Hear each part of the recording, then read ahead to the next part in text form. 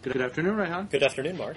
How are you? Not bad. How are you? Good. Welcome to a rerun of our blogging heads from last week, which was plagued by technical difficulties, which, as I understand it, you've taken full responsibility Absolutely, for. a full responsibility. Good. Well, then I don't have to tell you about all the things that went wrong on my end.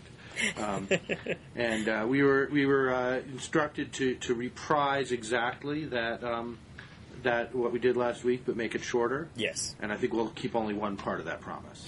Because nobody wants to hear about Mark Penn anymore, right? Does anybody want to hear about Mark Penn? Certainly not from me. I've been your go-to information center for Mark Penn for about 12 months now. I need to find a new line of a new obsession. I think today it's Monday, the first real news day after what's now known as Bittergate, which is a terrible locution. I mean, the idea that you attach gate after anything, things that aren't even a scandal become gate. At some point, it gets a little bit ridiculous. I actually am talking to you from the Watergate, the Gate, well, that's you right. might say. So this now, is actually now, very exciting. now the full property of your employer, right? Yes, every the floor, Atlantic. every corner, every door. Even the doors that aren't taped open? I actually, having sort of been inspired by the Watergate's less than illustrious past, I have been engaging in a lot of skullduggery and burglaries. Okay. You might notice, Mark, you seem that some actually of your like you'd be memorabilia well is gone. suited for that. Oh, absolutely. It's also because I'm very sleek and stealthy, but we don't need to talk about that. Yeah, it's a scoot, through the air ducts, that kind of thing. I love it. So, Mark, you are a big Obama enthusiast, and I imagine you have some thoughts on Obama's remarks in San Francisco. Well, I do have some thoughts about Obama's remarks in San Francisco and about some of the reaction to them. And it's interesting to me because they obviously what he was saying in San Francisco is some version of what is a commonplace among Democrats, among journalists, best expressed in Tom Frank's book, What's the Matter with Kansas? And I'm generally I don't buy all aspects of this. I mean, the What's the Matter with Kansas thesis, which is that people are distracted from their real economic interests by and led to vote on social issues, on whether it's gun control is a kind of social issue, issues that are related to people's religious faith, issues of fear of immigrants and so forth, that they're kind of tricked into supporting a Republican Party that doesn't benefit them, that doesn't support their economic interests by these wedge issues. And I guess the better expression of what Obama was trying to say was probably the mayor of Lancaster, who's an Obama supporter, who said, I wouldn't put it quite the way he did. I would use the word angry rather than bitter, and I would say that people are kind of led to support wedge issues. There are three good critiques of that, right? One is it's not necessarily true that lower income whites working class whites don't actually vote Republican, and that was we were both on a panel, you and I, a couple of weeks ago at the American Enterprise Institute, where Rui Teixeira and Alan Abramowitz presented an interesting paper that kind of tried to get to the truth of that, and a lot of it has to do with Tom Frank's original thesis, and then Larry Bartels, political scientist at Princeton, responds by saying, if you look at people in terms of income, working class whites actually do vote Democratic, and they are pretty liberal. And the truth is somewhere in between, and we'll put up a link to that excellent paper. So that's critique one. Critique two is essentially what most of the firestorm has been about, which is it's condescending. Who are you to say what people's real interests are? People aren't more attracted to voting on a particular basis because of their economic hardship. I mean, the criticism is a very over-dramatized and actually kind of ridiculous at this point version of the criticism that I've made of Frank's thesis, which is who is anyone to say that people should vote on the basis of their economic interests as opposed to other values which are equally important to them. I mean, that's. I mean, I don't vote on the basis of my economic interests. Why should I think somebody else should?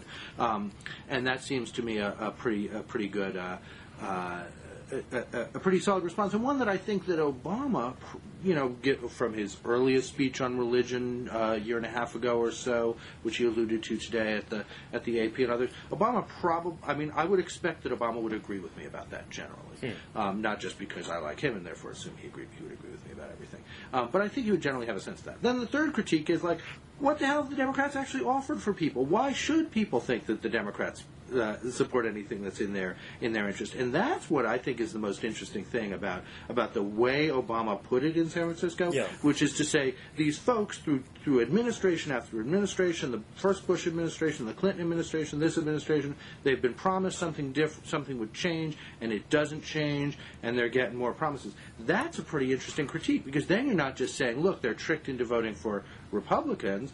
You're saying they got tricked by the Bush administration, by the whole putting people first, and then what you get in response... By the Clinton administration. By the Clinton administration.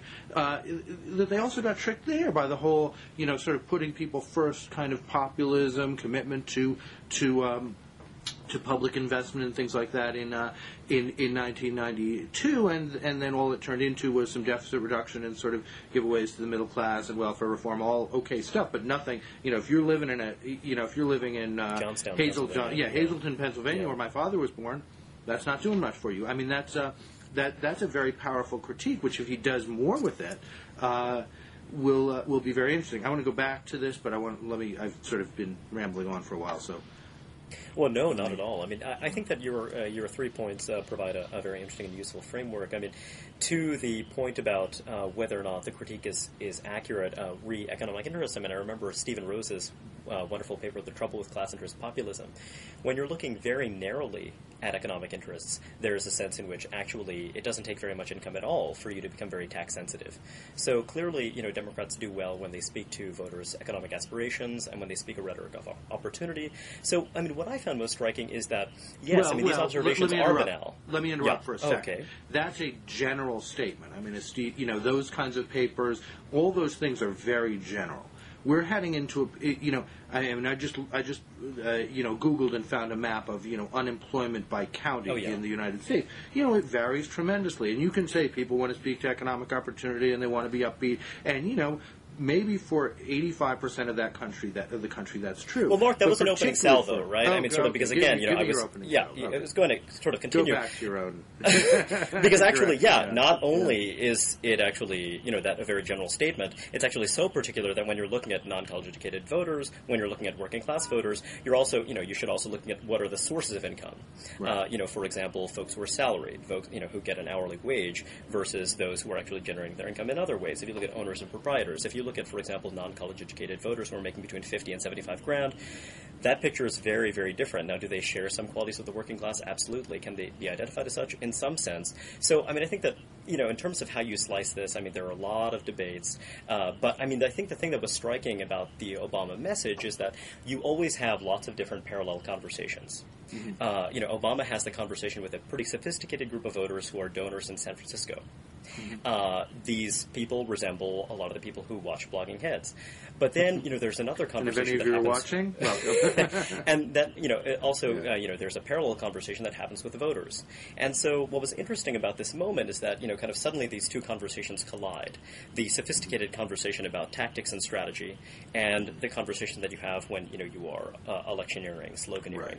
Right. And, kind of when you're talking about how these guys have turned anti-trade, for example, it raises a lot of questions about, actually how sincere are some of the gambits that are being made on trade. Now, I actually believe that Obama is completely sincere, and I believe that he has actually a really vexing, difficult challenge.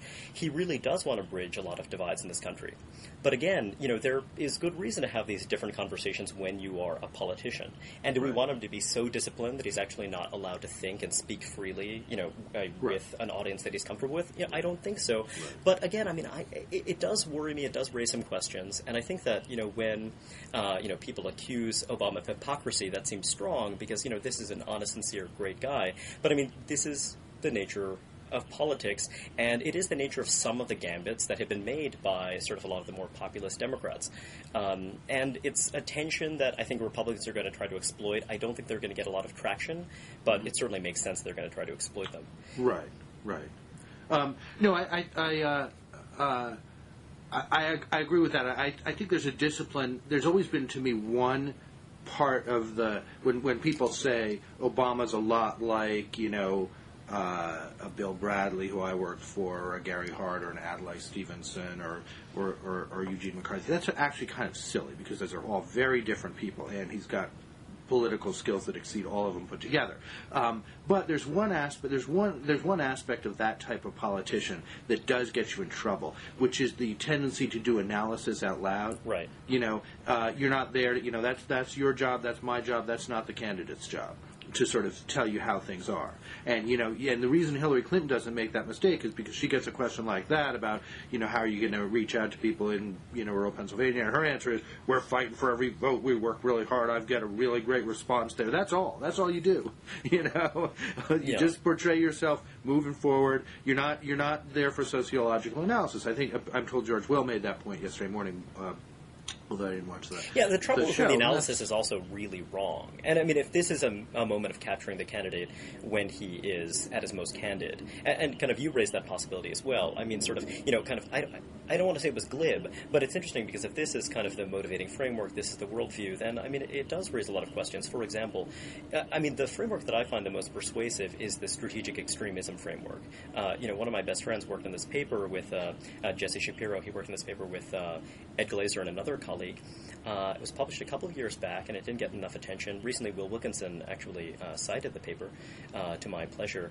But basically the kind of values that he was talking about in the Bitter statement, people who are obsessed with guns, people who are obsessed with the social issues, etc., clinging to this desperately. Well, in fact, 90% of people clung to these, old verities. At another point, as that number declines to about 40%, then it becomes something that is going to become part of political debate because it becomes a more effective way to mobilize a coalition. Similarly, when you had a larger unionized share of the private sector workforce, the kind of mix of economic issues that we talked about was different. I mean, there are a lot of reasons for that, but I think that makes a lot of sense. So, it's interesting because, there's this failure to acknowledge that, the world has changed a lot. It's changed at dizzying speed, and that change has had an uneven impact across different groups. So, of course, if you look at the white illegitimacy raid and the way that it parallels the black illegitimacy raid when, Moynihan declared a crisis, Senator Daniel Patrick Moynihan, I should say, that's not upper middle class folks. That's not middle class folks. We're talking about working class people who are oftentimes concentrated in declining regions, declining sectors of the economy, and they also see a tight relationship between family structure and affluence. So I think that, these social issues that people cling to, there's a reason they're clinging to them. It's not an entirely bad reason they're clinging to them. And, when you see that as a kind of key part of inequality and as a key part of the broader picture, and I know this is something that you're very interested in as well, you see how actually it's not just a kind of gaffe, it's something that, it's a really thoroughgoing way of getting something wrong. And actually, I think it's weird because actually Obama gives a lot of indication of actually understanding this stuff. Mm-hmm. So, I mean, it would be funny if he wasn't actually pandering to working class voters, if that's not what he was doing, if he's speaking the truth as he sees it to them, but rather was pandering to a bunch of elite San Francisco liberal donors who presumably all have copies of What's the Matter with Kansas. Well, I don't think it's pandering. I mean, I think it's kind of telling in a rather oversimplified way. It's yes, I think I'm reasonably certain that he has a more subtle understanding of what's going on, and I think that I think you're right. I mean, invoking Moynihan is potentially because his analysis was so urban and racially oriented. I mean, the real thing that's going on in rural Pennsylvania or whatever is that in addition to and as a cause of, as a result of the economic collapse as well as other changes in our society, family structure is breaking apart in very complex ways, and that leaves people open to lots of things that they think might solve that. So I mean, I'll have to look at this at the paper you referred to. I don't think that, for example, the political salience of gay marriage, when people feel like families are falling apart and somebody comes along and says, let's stop those gay people from getting married, and they get attracted to that, well, it's related to a sense of everything's falling apart. the real cause of everything falling apart is actually economic. Well, but there's also the point of, where does that stuff in, come from? Is it sort of, kind of a rove in a cockpit sort of determining that this is going to emerge as an issue? Is it coming purely from the grass tops? Or is there some extent to which activists are actually, responding to their coalition and grassroots enthusiasm? For example, I'm a supporter of same-sex marriage. But there's also a sense, if you look at the immigration issue, was this an issue that the elite Republican leadership wanted to become an issue? I'm not so sure that's true. I think that a lot of these things actually, there's an upsurge. So, you could say that, this slice of, the public was kind of wrong to kind of turn this to so there's a weird kind of dialogic interaction here where, kind of elites are driving this to some extent and also the grassroots are driving some issues that a lot of elite conservatives actually feel kind of uncomfortable with. So your point is well taken, but sort of this question of the broader social issues, and also, of course, you're right, same-sex marriage is a very tiny part of the marriage picture, but it becomes a synecdoche for the family stability larger picture. issues. Yeah, right. It does become a synecdoche, but it becomes one more so when people don't see the government as being able to do anything about the underlying economic problems that are actually the reason why, your daughter's husband was never able to get the job at the steel mill that you did, and now they're divorced, and she's got 2 kids, and he's, and he's living in his car. That's that's not how life was, and and there's an economics are at the root of that.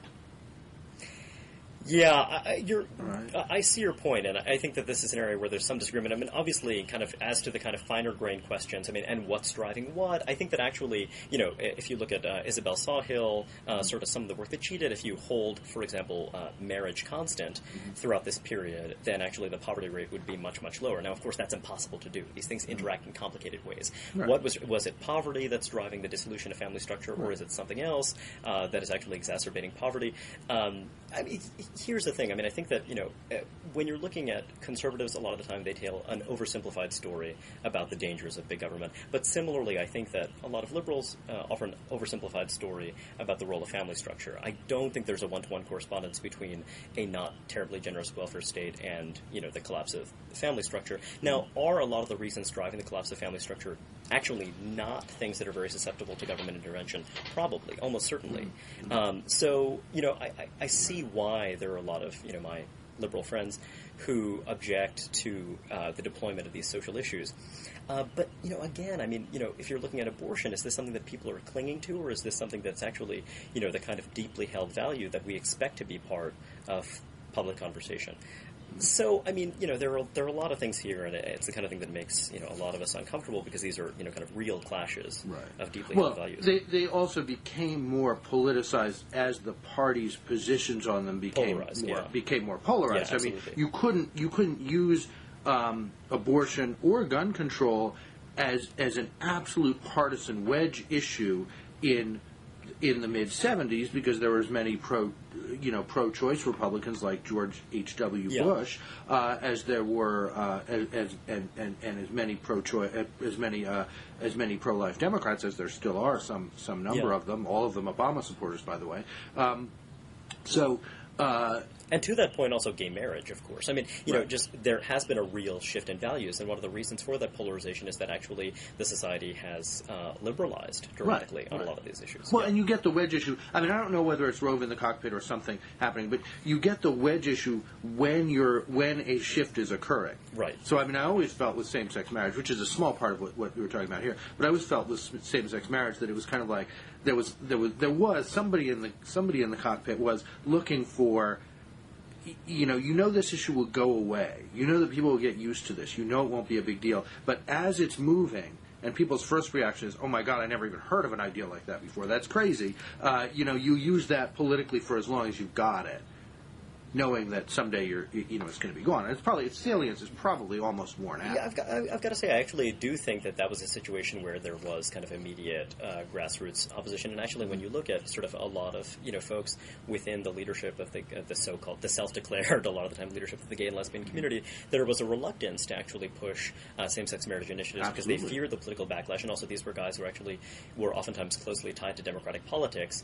So even within the gay and lesbian communities, you actually saw a grassroots push push for this issue that was, in a lot of ways, politically inconvenient for the coalition of choice. Well, so it didn't have to be. It wasn't a mass. It didn't have to be a mass grassroots push to get it into some courts. You don't need a lot of people. Well, my friend Andrew Sullivan, he's made the argument that actually this was a split between gay elites and the gay public, where there was this kind of spontaneous support. You're right that you don't need a large number of people, but in terms of kind of forcing the issue and pushing it forward, among gays and lesbians who kind of really believe that this is something that's morally right and vitally important, so again, even there you see this kind of elite mass split. And I think that on the other side, you similarly saw an elite mass split. I mean, in terms of kind of how it played out, yes, there are going to be political entrepreneurs, but I think this happens in very decentralized fashion. Other people pick up on it, and I think that among a lot of conservatives, I know that this is hard to empathize with for some liberals, but there really was this sense, geez, I mean, this is not a position we want to take, but Massachusetts has forced our hand. Mm-hmm. I don't believe that to be true, but, I mean, that was a real belief, and we need to take it seriously. Right. Maybe, but using it as, certainly using it for political purposes is a different issue from what putting initiatives on the ballot and things like that, which will drive turnout in certain ways. I mean, that was all. I'm not going to accept that was driven by the grassroots. It also doesn't have a lot to do with what Obama was talking about, except to say in the general sense that if we had a politics that actually had more answers to people's economic problems and the consequences that flow from people's economic situation, especially people in the toughest economic situations, we would probably have politics where where social issues had a little less salience. Salience. Yeah. Well, one thing I just want to throw out there is you're now seeing in Missouri, for example, a swing state, an initiative on racial preferences that's going to appear on the ballot. Now, this is not something that actually is an easy win for John McCain for a lot of reasons. I mean, who is it going to drive to the polls? It's going to have very unpredictable effects. So clearly there were some grassroots activists in that state who felt that it was important enough. Or similarly, when you're looking at, the minimum wage and the initiatives relating to that, in 2006, these were things that actually, cut pretty well, very broadly popular and sort of cut well for one political side or another. But I think that, the thing is this whole initiative process, there's some central direction that goes on. There's some big money folks who kind of get involved. But then there are these other ways in which it cuts. And I think it's easy to kind of impose a kind of logic on the story after the fact, but then actually during, particularly since these campaigns are so reactive, that's what's so impressive to me about the Obama campaign. They're very impressive. Or look at what's happened to Obama and how much better he is than some of the politicians you mentioned before, or than a John Kerry. When he's attacked this way, he fires back. Right. When Hillary Clinton talks to him about, folks clinging to their guns, who is she, Annie Oakley? This is brilliant stuff. No, he's been great in his... And part of he's that an effective politician. That's really... that's in a sense what the superdelegates and people like that want to see, is they want to see somebody who's not... it took John Kerry a long time to figure out that I voted for it before I voted against it was a problem. Well, and to that, the other point you raised about sort of the substantive kind of dimension of this, I think that on the Republican side, I understand that supply side is profoundly unpopular. I have had my own serious problems with it. I certainly don't think of myself as a supply sider per se, but what was deeply attractive about it, and what I think liberals didn't get in the late 70s, early 80s, is that this was actually a really inclusive politics. It was rising tide lifts all boats. This was something that actually was ostensibly meant to benefit everyone. And I think the problem is that we're, entering a kind of crabbier terrain where it's your constituencies versus my constituencies, even when it comes to policy. So actually, the kind of cultural conflict that you described, the social issues, actually, given the kind of polarized climate, actually layers on very well, to the kind of new substantive policy discussion. For example, Democrats care a lot about the AMT. Why do they care so much about the AMT? Well, a lot of it has to do with their constituencies and their team, rather than any kind of principled objection to the AMT in principle. And that's totally understandable. There's nothing remotely wrong with that. And then you're going to see a parallel Republican response. And that's the danger of some of the stuff that, some of the ideas that I've been advancing. The danger of it is that, some Republicans who are open to government intervention, which, again, I'm comfortable with to some extent, are going to be drawn into a bidding war for particular constituencies and particular voters, rather than this discussion about what are the kind of broad frameworks and broad policies that are going to benefit everyone, including folks who are not going to vote for Democrats, or, in the other case, folks who are not going to vote for Republicans no matter what. Right. Well, I think what I think this whole election, and particularly on the Republican side, where you've seen the sort of, we talked about this last week, that for all the ideas that are floating around about the Republican Party, whether it's your and Ross's ideas in your forthcoming book, or David Frum's ideas, or Mickey Edwards has this new book that's about kind of constitutional libertarianism. For all this, none of this is played out in the Republican primary at all. You got a glimmer of it from Mike Huckabee and so forth. I think it calls into question the whole way we see the relationship between policies and politics. And that essentially what you're getting, the Republican response is, we don't need it, even though the mythology of conservatism is we were the party of ideas, we had all these great ideas, we thought, we had theory, we had Hayek, we had, whatever.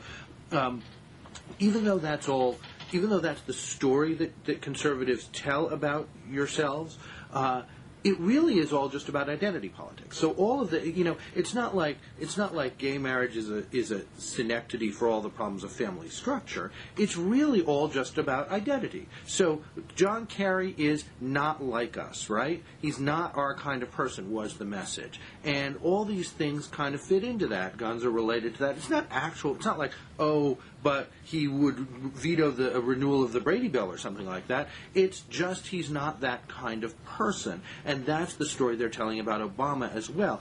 So that it's all, we make a great drama of issues. That's actually and the story policies. Hillary Clinton is telling. That's right. That's right. Yeah. That's right. Yeah. But. Yeah, I think that there's clearly a component to that that is true, that political coalitions in this country do organize around identity affiliations. I think that this is a way that also marketing works. I think that this is something that is actually partly a function of the increasing sophistication of the kind of technologies that we use in mass communication.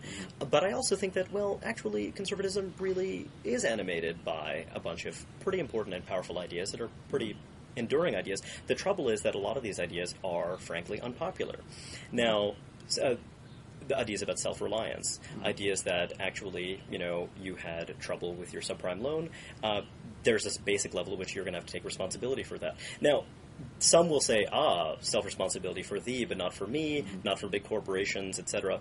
That's a pretty good and powerful point, and that's why there are some conservatives who want to return conservatism to those older verities about self-reliance and apply them even to the dreaded, kind of multi-billion-dollar corporations.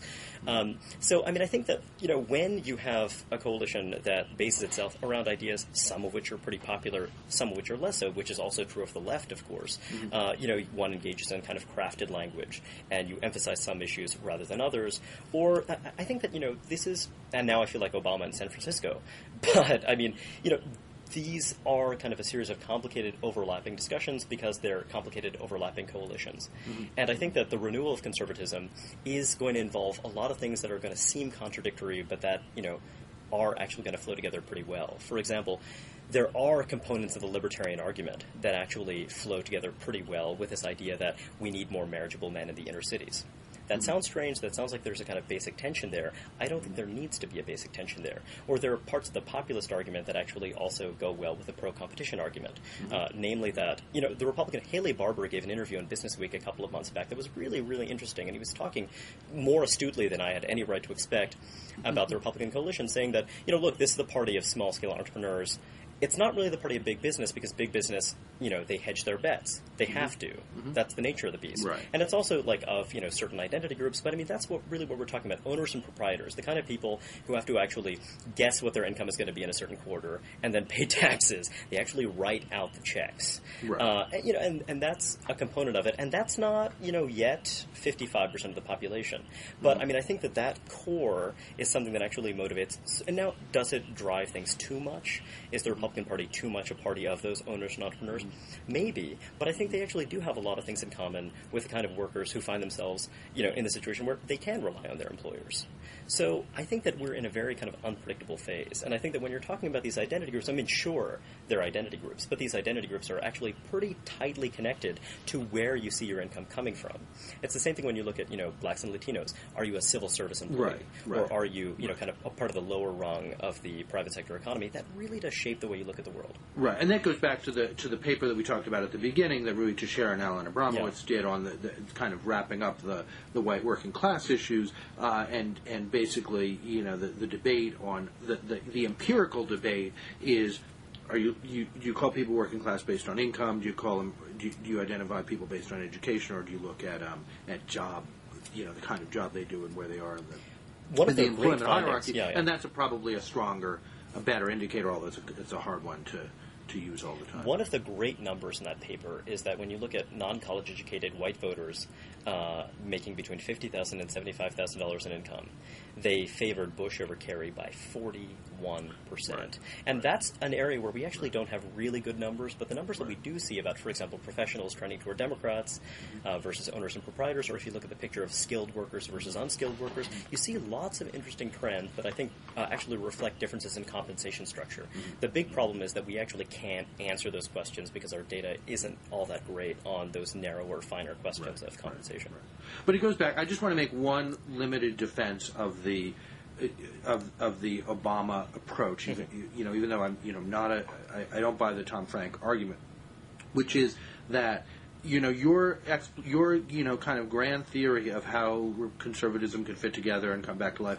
It could make sense. But it doesn't make sense when you go into Hazleton, Pennsylvania. I mean, you're not going to go in there and say, self-reliance, folks, you're on your own, that's our ideology. And, in fact, you don't. John McCain doesn't. He's not going to. He started to, realized it didn't work, and now he's into some, those ideas are unpopular, and they're particularly unpopular in certain largely white areas, and so what you do instead is you go in with identity politics. He's not like us. You go in with things that speak to other issues. I mean, that's what you do. It depends on what's on offer, right? Yeah, I mean, I think in Michigan, McCain had this message of, guess what, folks, the jobs are gone, period. Mm-hmm. And that worked well in Michigan. And I think that, that was actually, I mean, is that the self-reliance message exactly? Is that what it needs to look like? It actually seems to me like a rather unthinking approach to it. Mm-hmm. And then people accused Romney of wanting to roll up his sleeves and engage in industrial policy. Well, actually, he was saying, we're going to actually work with business leaders. We're going to talk about, what are these problems, and we're going to actually roll back regulations. We're going to roll back the things that are holding back industry in the state. I think that, it depends, a lot of it depends on affect, as silly as that sounds. Sure, and I think that, when you're looking at Hillary Clinton and Rick Lazio in the year 2000, looking at upstate New York and I bleed more for you, upstate New Yorkers. No, I bleed more for you, says Rick Lazio. And I think that, there is a basic message to say, look, you guys are hobbled by a lot of things, and a lot of these problems are exacerbated by government. And I think that, going down and understanding the policy issues at the nitty-gritty level, I think that a small government Republican can do that as much as a Democrat. The problem is we haven't seen much of that in the age of Bush. Right. And McCain, similarly, his engagement on domestic policy issues, I mean, he seems to want to be a good guy, and he seems to hate big money-making corporations, and he seems to hate the pharmaceutical companies. I mean, who doesn't? But I think that that's the real problem, and that's the kind of figure we haven't seen. So I often think that actually these political questions are questions of personnel. I mean, who are the figures? Who are the personalities? And we haven't seen that kind of entrepreneurial leadership on the Republican side. The guys who you can imagine actually rolling up their shirt sleeves, the guys who you can imagine with green eye shade and actually having a detailed understanding of how to get, for example, New Orleans back on its feet. Right. There are people like this floating out there, but they're not, ready for prime time necessarily, and it'll be interesting to see how politics changes when they actually come to the forefront. Right, or if they ever do. I mean, the Bush administration represents a concerted stripping of power of any such people. Larry Lindsey says what the war is going to cost. He's gone. You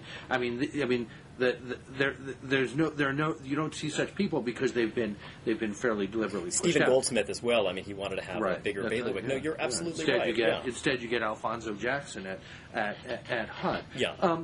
But here's what it also seems to me that we don't really even have on offer. I mean, I don't think the solution for rural, depressed rural America is a larger welfare state. I really don't think it is. I do think it is public. I do think public investment has to be a big part of it. I do not want to see a world in which everybody's living on a guaranteed income or something like that. That's not my economic plan. That's not most Democrats' plan. The problem is we're not. It's amazing how far we are from that, and that I think was what Obama was kind of calling out by calling out the Clinton years. for that, which was to say, there was good stuff in there. The overall economy was good. There was some, it was actually a pretty good period for urban America. It was actually a pretty good period for Black America, but it was not a significantly different period for a lot of rural America, a lot of the kind of lower Rust Belt Appalachian area. I mean, it was not the areas where, ironically, Clinton has been strongest. There wasn't a lot gained in that period, and we actually don't have answers for them. I mean, Wait, you mean we don't? We none of us do. I mean, I'll leave you to construct the whole self-reliance pitch and how that's going to work, and you'll test it out when you have your candidate. I don't. But I'll just speak for Democrats. I don't think we actually have the answers for that kind of economic situation articulated in detail. It is not renegotiating NAFTA. NAFTA may have been a net minus, may have been a net plus. I don't know. Let's accept it was a net minus. You're not going to renegotiate it in any significant way that's going to improve the lives of people in Ohio or Pennsylvania. You're not. It's not reducing the deficit. Isn't going to do it. It's got to have possibly some elements of industrial policy come back into play, green jobs, things like that. It's got to have some element of public investment, but it's got to be concerted in a way that it really hasn't. And I don't think Obama is quite there yet. I mean, he's closer. I don't think he's quite there to say, this is what I'm going to do that Clinton didn't do after all that putting people first. Yeah, I mean, I think that what you're describing, it's interesting to me, the idea of a kind of comprehensive strategy. And I actually am sympathetic insofar as I do believe that there are ways in which our, for example, agricultural policy is extremely dysfunctional, and it feeds into the dysfunction of our energy policy. That I really do buy, and I also am a great enthusiast for public investments of a certain kind, but what worries me, and this worries me from Democrats and Republicans alike, is just the proliferation of place-based economic strategies. I was talking to a friend of mine about Gary, Indiana, and the state this city is in, and despite the fact that, the Chicago economy, is something that has actually helped economies in southern Wisconsin flourish. For whatever reason, it hasn't translated to and why is that? And there's just this very complicated tangle. And the thing is, is an industrial policy going to be the right way to kind of unravel that tangle? I'm not so sure. And to the kind of point about not having answers, it could be that we don't have the answers because we don't have the right questions. Because, it could just be that certain communities are going to decline. They're going to have to find a new level. And actually, when you're introducing federal dollars, what you're doing is you're actually strengthening incumbent politicians rather than the lives of the folks who are oftentimes, let's just say trapped in these communities. I mean, it's interesting because when I think about this in the context of gentrification debates, I mean, I grew up in Brooklyn, New York, and the funny thing about gentrification, we have this mental model of these kind of indigenous people in gentrified communities who are like the Plains Indians who've been there since time immemorial. But of course, that's not what goes on. What goes on is that you have a huge amount of volatility in any urban neighborhood. And actually, when it starts getting nicer, you have people who want to stay longer. I mean, it's just that our mental models don't actually fit a lot of the situations that we see in micropolitan towns and sort of in a lot of these communities. And I think that, the trouble is these are sufficiently fine-grained questions that I actually think that, yes, you want to have comprehensive strategies so that you don't, good God, I hate high fructose corn syrup. And this was all an accident of, Nixon's agricultural secretary, according to Michael Pollan. I mean, that kind of thing really bugs me. But to, kind of seeing to it that Gary, Indiana becomes a thriving world-class city, or, Brooklyn, I mean, my beloved hometown, there are certain things about it that are just, the Sun Belt, Gun Belt. I mean, that stuff was driven by air conditioning. You're not going to stop air conditioning. So I think that's why I think that there is a place for the kind of small government or kind of market-oriented message. And yeah, it's tough to sell, and and that's going to be a vexing issue. But I think that when you don't condescend to people, when you kind of are frank with them, when you talk about what you can do, what are the levers you can use, and try to be realistic, I think that there's something there. Right, which is what Obama does in the conversation with voters, as you've said, and I think that's and I think you can get there. One of the most interesting things I've been struck by how few good articles there have been about policy in any respect during this campaign in the so-called mainstream media, and But one of the few was a piece that Alec McGillis, who's I think one of the best young reporters at the Washington Post, did about comparing Obama's approach to poverty, and mainly urban poverty, and John Edwards. And it was, what he basically drew was the distinction between Obama's is a place-based, like the Harlem community-oriented strategy, Harlem Children's Zone, those kinds of things, that basically say, look, we know there's a lot of things going on here, and they're, partly they're economic, and their time, and their family. I mean, that's the real approach. And Edwards' approach is a little more, it's really just about people are poor because they don't have enough money, and so how do you get them money? And some of it is move people to where jobs are, and some of it is actual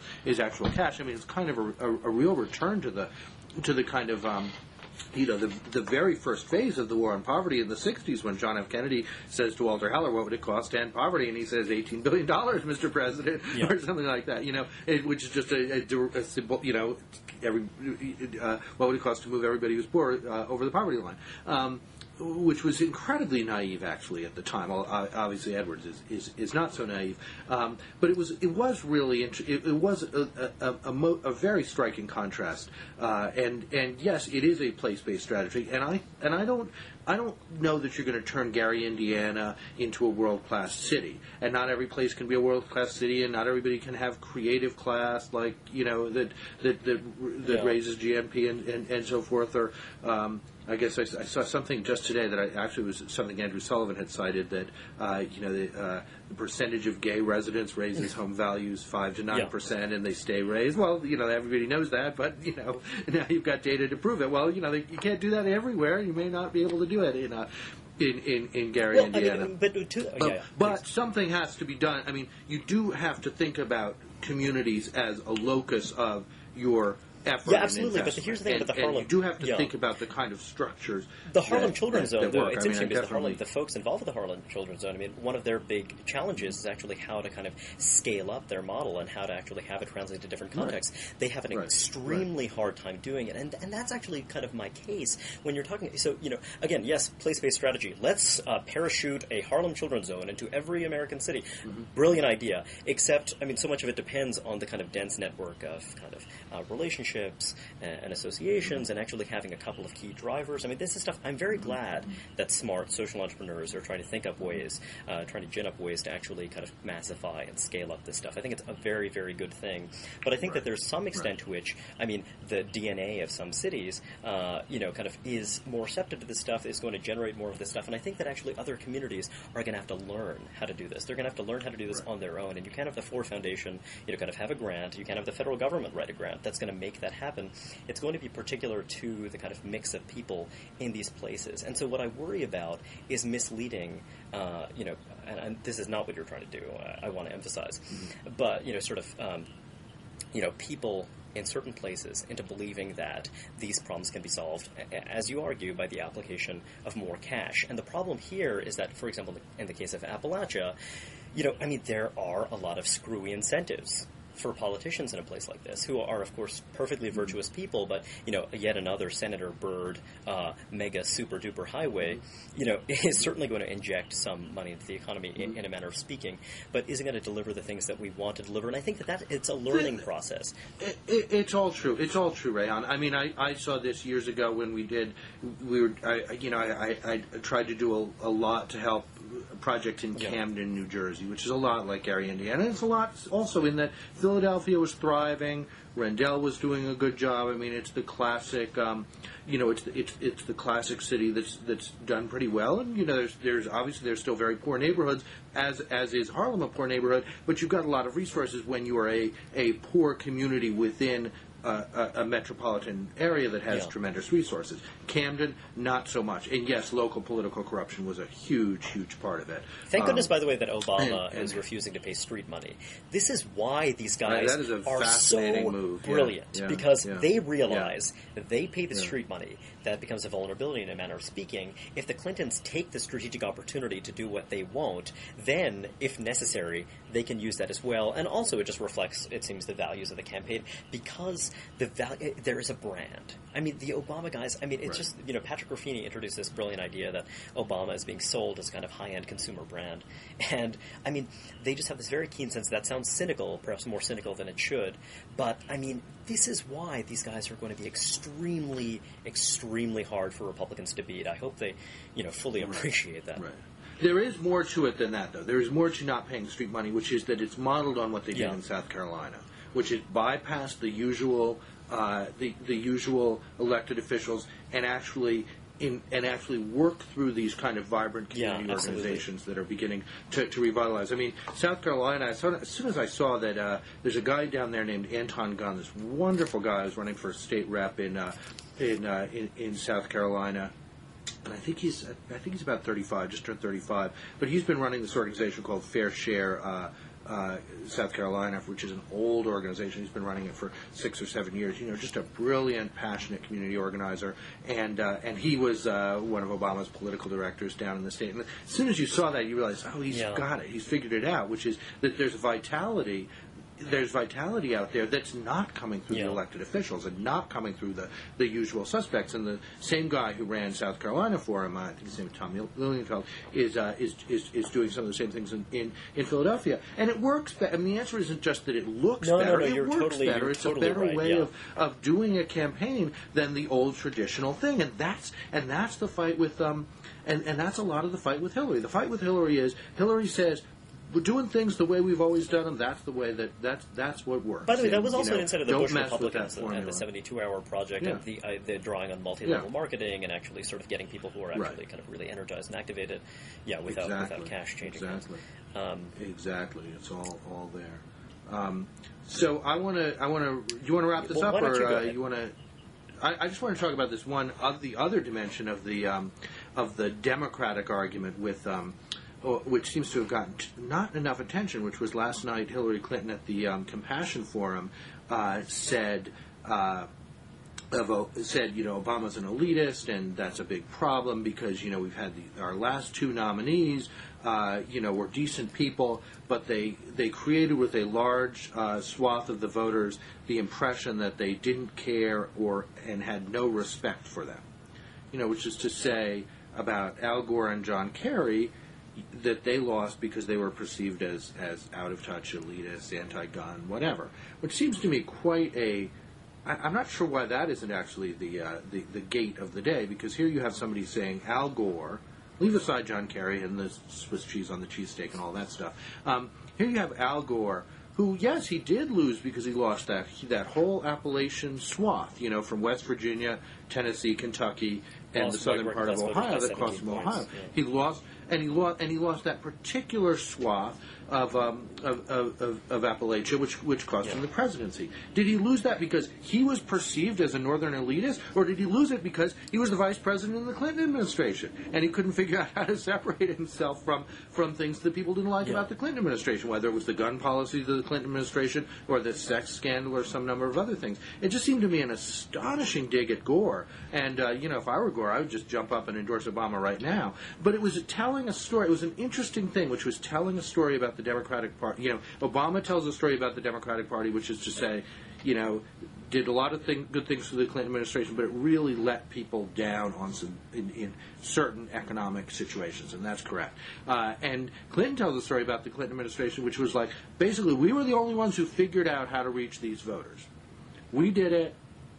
All these other people, Gore, Kerry, Obama, and of course Ross Perot. Only a Clinton can reach these. Well, of course, Ross Perot had something to do with it, Yeah. and of course, John Kerry got 12 million more votes than Bill Clinton got in 1996, and Al Gore got 4 million more votes than John Kerry got than Bill Clinton got. So obviously they weren't enough on the electoral map, but you can hardly argue that Clinton figured everything out in terms of reaching the white working class, and these other guys didn't. But it just seemed to me an astonishing analysis of the party and one that's actually kind of got lost I in do the think shuffle that here. actually personalities are a really big deal. I remember right after Kerry lost, and I remember reading some Democrats saying, "No, this is not the time to say that the problem was our candidate. Obviously, the problems are much." And I thought, you know what? I actually think had Gephardt been on that ticket, or move things around a little bit here or there. But your point is well taken. I mean, I do think that it is interesting to me, and the danger with Obama is, you've got Gore. Who a very kind of bright guy, but very self-consciously bright, I think, and you've got John Kerry, who had all kinds of personal liabilities. I don't actually think Obama is a continuation in that vein, but I mean, it really is. Yeah. Hold on 1 second. Sorry, no, that's no problem at all. But yeah, I mean, I think that. It is pretty galling of her to say such a thing, but not least because, you just don't break ranks that way. I mean, that's just not how... Yeah. Well, right. Well, and especially, I mean, the other thing about Gore was kind of paralyzed by his inability to actually say what he really thought about the Clinton. I mean, all he needed to say was, look, there were things that I thought we did great in the Clinton years, and I think there were things that disappointed me, and I'll do them differently. That's all he needed to say. And he had enough personal dignity and sense of loyalty that he didn't say that. We call it personal dignity and sense of loyalty in that case, but think been... about John McCain and the trouble he's going to have distancing himself between now and the Republican National Convention. I mean, in that case, we call distancing from Bush just sanity and good judgment. But, of course, he's going to have a hard time regardless, and that's something that, kind of, as a McCain supporter myself, I mean, I think is really hard and painful to watch. Now, obviously, there's a dimension to which he's doing this for the sake of the Bush bundlers and keeping the party together. There's another dimension that, maybe is some residual level of loyalty and being a sort of decent member of the Republican Party. But, boy, that is tough to watch as someone who supports it. Right. And it's not, I mean, Al Gore did owe Bill Clinton something. Yeah. He did. Although I tend to like Bill Richardson's response about this when they say, that when the Clintons say, we gave you 3 cabinet jobs, he's like, yeah, and I repaid that debt by doing a good job in those, that's the appropriate attitude to have, I'm not sure it's always true, but it's still, that's the right way to approach these things. I'm not sure what McCain owes Bush. This actually is an episode I don't really understand at all. And don't pretend to. You're not alone. So once we've reached things that we don't understand, that's yeah, the absolutely. End, right? When we reach the limit, well, actually, I reached that point very quickly. When we have nothing to say, we must be silent. So let's turn off these cameras and hope that this one worked out. Thanks better a lot, than the Mark. last one, technologically. Take care. Thank you. Okay, bye-bye.